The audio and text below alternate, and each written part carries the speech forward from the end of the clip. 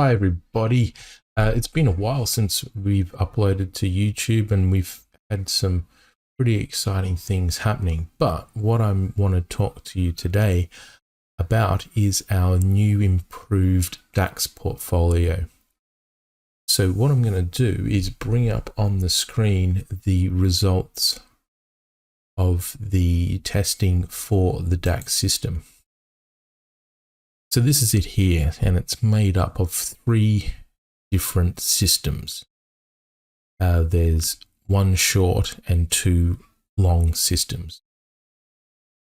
So what this chart is showing us, the main line is the combined portfolio, and then the green, orange, and red lines underneath are the individual trading systems.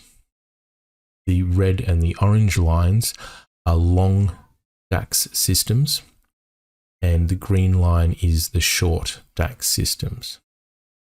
Within the picture here, we can see the correlation between the 3 different systems. Between the long and the short systems, the correlation is 0.01 and 0.02. So 1/50th or 100th correlation between them, which means that very rarely do they trade together. And then the correlation between the 2 long systems is 0.09, so about 1/10. About 1/10 of the time they will trade together. So that correlation is exceptionally low, and that's what we're looking for. When the correlation is low, it means that the systems cooperate very well together and produce an equity line like we can see here that's very consistent as it goes upwards. Now, as with all our development, the time period in here from the beginning of 2009 onwards to the current day is all holdout period data. So holdout period data, just to remind people or explain to those who haven't heard this before, is data that's never ever used in the development process. So our whole learning algorithm and machine learning takes place using data before this time. And then once our development is finished and we come to the final portfolio, then we run it on the 2009 to current day data as if it was trading a live demo account. So the computer has never seen this data before, not even once. So it would trade it as if it would trade it for the first time. So effectively, it's like a time machine where we can run 1, 2, 3, 3.5 years of testing data instantly and find out if we've developed something that's worthwhile running. And as you can see, the results in the period leading up to the holdout period, and then the results in the holdout period itself are very consistent. So that's exceptionally good, because that means that what it was trained for and the results that it got in the training matches the results that it got in the unseen portion of the trading data. So we can have confidence that into the future it will continue to perform in a similar way, and that this, along with all the other tests that we do in our development process, means that we can be confident that we have found a repeatable pattern on the DAX that will keep reoccurring into the future.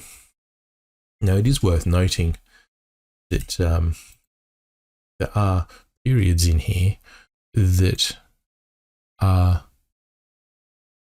not positive. So that's a negative period in here. we have a negative period. In COVID area, it was rather flat. Then we have sort of periods in here, which when you look at the whole graph seem very small, but that would be a period in this case of a few months.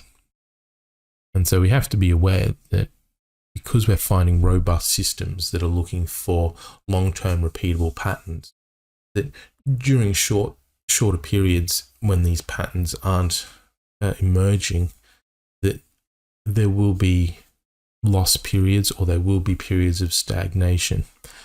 And so we again saw at the beginning of this year that there was a little bit of doldrums in the results, but they picked up towards the end.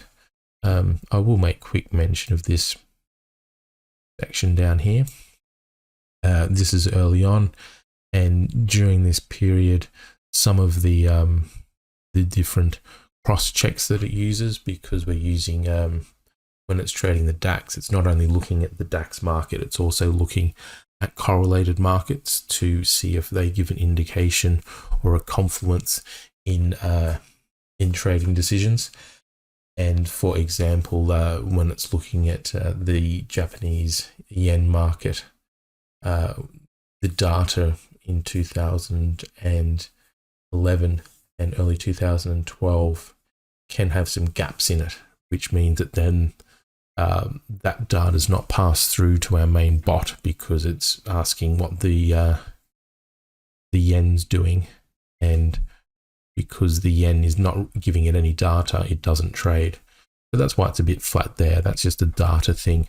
But once the data starts coming in from here on, we can see the results. But yes, that's the introduction to our new DAX system. Within the next week or so, we will give you an update on the new UX30 system, which we hope we'll be able to present to you, and we can all get excited about that one as well. So thank you for watching this quick video, and we'll keep you updated with the developments regarding our portfolio as we go along. Talk to you soon. Thank you.